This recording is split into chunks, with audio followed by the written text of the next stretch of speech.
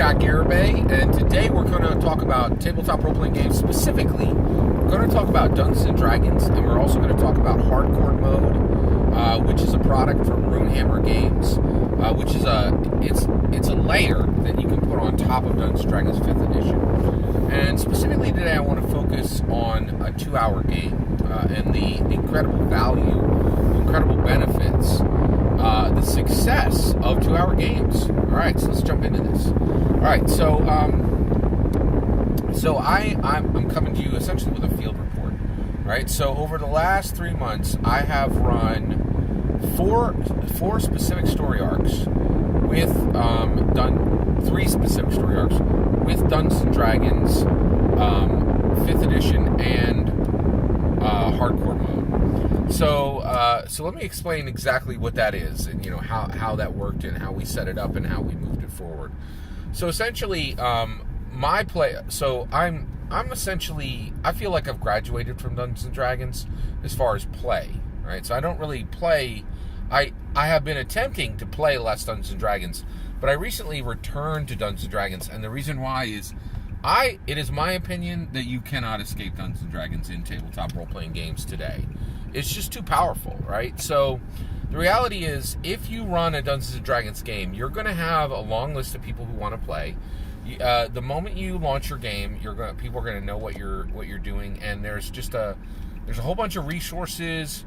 Everything becomes easier. It's like American money, right? D&D is like American money, right? Do you want to use pesos? Do you want to use rubles? Do you want to use Bitcoin? You can use all those things, right? But the minute you got American cash, USD dollars, everything becomes easier, right? Like it's accepted everywhere. It's understood everywhere. There's no questions. It's just, let's do this, right? And so Dungeons and Dragons is that it's that currency. It's that known currency in the tabletop role-playing game. So I've returned to Dungeons and Dragons, but there's things about Dungeons and Dragons I don't like, right? So one, Dungeons and Dragons is based on a 4-hour game. I'm done with that. I refuse to even play in a 4-hour game anymore, right? Basically, I'm trying to run the game that I want people to run for me, right? 2-hour game. 3 to 7 sessions, right, with an off-ramp, right, so that if you lost control of your story, if you're not running an exciting game, I want to leave, and I want there to be a natural on-ramp, right, on and off-ramp. I feel like this has always been needed for role-playing games, and I put these into my game. So I run a 2-hour game. I run Wednesdays from 8 p.m. to 10 p.m. It's been an online game. Had to be. We're in the masked months. And so I've quickly converted over to online play. I avoided it like the plague. I really don't like online play, but right now there's really no other option, right? And so we jumped into it, and we've been running it, and it's really been running spectacular. The 2-hour game, I cannot tell you how successful it's been. So one, I'm using this hardcore mode. And hardcore mode says that you roll your attributes 3d6 straight. You have no control, and you cannot move them up or down into other classes, right? So generally, the way hardcore mode wrote it, that would mean that you would really get stuck playing whatever character your attributes told you would be best at. Most D&D players, that's the way. If they're any kind of a strong build player, they're just going to run the player class that is demanded by the attributes they've rolled. Now, what I did was I made everybody come in through the hardcore mode rolling system, 3d6 straight down the line, right? It's brutal. I came out with characters with 4s and 7s, right? So what I do is then, once I say, hey, just tell me the character you want to play, right? And then they tell me the heritage, the class, and the background, right? And once they tell me that, I will just gift them the needed points to get them up to. I'll gift them the needed points to get them all the way up to where they have 10s across the board. Okay, and 10s and up. Right, they get to keep anything they roll over a 10. Right, but I will tie it to a narrative reason, and I will also make sure that if this narrative reason goes away or is corrupted in some way, their attributes are essentially immediately lost, right? So basically they're getting the attributes they need but at a price. And that price always has a narrative component, something I'm inserting into their background to explain why they don't have a 4 charisma and a 7 dexterity. You know what I mean? Like, and so this has worked out really well. The players actually hate it. Like, the players want rolls and stats, right? The other thing that hardcore mode does is you roll your hit die flat, no constitution bonus. So hit HP is very, very, very low, right? And then the game has this super incredibly fast, sophisticated formula for using CR challenge rating for virtually everything. For the pluses on the creature, for it's how much it attacks. It's pluses for hits and damage, and for how much XP it gets. Right. Also, it has its own custom XP, and it caps everybody at level 10. Right. And I will tell you right now, I am absolutely loving it. It yanks every annoying thing out of Dungeons & Dragons 5th edition. And my players hate hardcore mode. Like, it limits them. They want to go back to their crusty, Dungeons & Dragons 5th edition strong build. And one of the things it does is it kills net deck. It kills net characters, right? Strong builds that they just pull off at some website, rips them apart, shreds them, right? And that's fantastic. It means the players need to engage, right? So why am I using this system that my players absolutely despise? Well, one, I want to tell a fast story that reduces combat to its correct percentage. So Dungeons & Dragons is a combat interaction exploration game, right? Combat should only be a third. That is not the case in most games, right? But using hardcore mode, it lets me pull everything back. The players are always in danger of dying. And they don't have gigantic boosts. They struggle with everything they do in the game, and I can fix that struggle through giving them magic items, and magic items become even more powerful and more important, right? Now, all that to say, the reality is, I ran this as kind of an experiment, right? I said, hey, I want people to be excited about my game, so I'm going to attach Dungeons & Dragons' name to it. That immediately grants excitement from the vast majority of players. That worked. It 100% worked. In fact, just so you're aware, I have found that our premium optimum number of players is 3.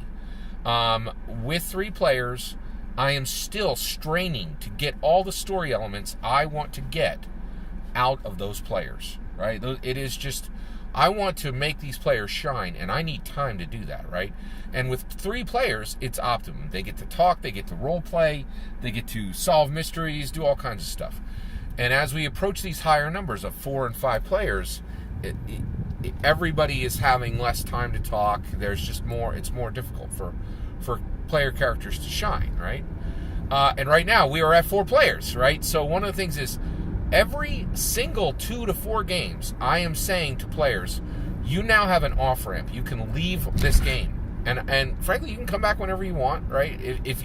As long as they're good players. By the way, every time we bring in a new player, we don't really say this to them outright, but they're on probation, right? And if we don't like them, we just don't invite them back to the next story arc. That's another great thing is, when we're done with story arcs, if we have a player that we don't like, I'll say, that's the end of our story arc. Thank you very much, everyone, for joining. Goodbye.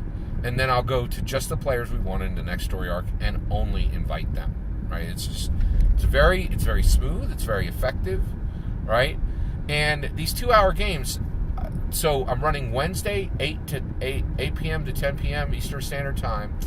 And basically, the fact that it's 2 hours, we don't need to give half a day to this activity. It can happen on a work night. It can happen on a school night. It is the length of a movie, right? Like, when you tell your girlfriend or your spouse, hey, I'm going to something for 4 hours, I'm going to need a half an hour before, to get there, a half an hour to wind down from it.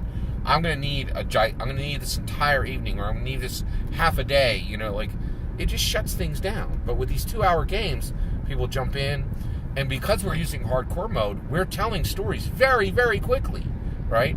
And the players are seeing exciting things happening with their characters. The fates of worlds revolving around their characters. And it's happening quickly. And there has been high demand for this game. We've been having to... So essentially, we've had 5 players so far. Every single story arc, I'm like, hey, you guys can go take a break. If you're not digging it, shove off, right? Like, I say it much nicer than that. And the reality is we've had 5 players. 1 dropped out. That one person who dropped out, we really lost him to video games. He's never really bought in on tabletop role-playing games fully. He keeps being attracted to it and wanting to try it. But when he tries it, he's frustrated that it's not a video game, right? Because he has to share focus with other players and a whole lot of other reasons. It's just it's far more difficult to play a tabletop role-playing game than it is to do a video game. And so the reality is, it's really been interesting to see how powerful this 2-hour game is, and it's been incredibly attractive to the players because in a short amount of time on a weeknight, they're in, they're out. It's fun. It's just winsome. It's light and delightful. And whereas with 4-hour games, it's odd. It doesn't fit the culture. It doesn't fit any other hobby. We really don't do anything for 4 hours anymore. And I'm more convinced than ever we need to move the entire hobby to these 2-hour games. And I had felt this for a long time, and I had been working up to running these short games. I've been running at PAX Unplugged for about 3 years now. 2-hour games. Every single time I've ever run them, they fill up. People have fun at them. It's just really on point. And I'm so excited about all of this, moving along the way it is. And I cannot explain to you how delightful and fun and fulfilling and actually delivering what you want these 2-hour games are. I highly recommend cutting your 4-hour games down to 2-hour games. Even if you think I'm wrong and you hate this idea, right? And you really want to do the same amount, cut to 2 2-hour games and start running twice the games and get yourself a new group. Might be another way for you to go. If you really want a 4-hour block, just run 2-hour games back to back. Because I'm convinced this is the way to win new players. This is the way to win excitement for a hobby. I really think this is the best way to go.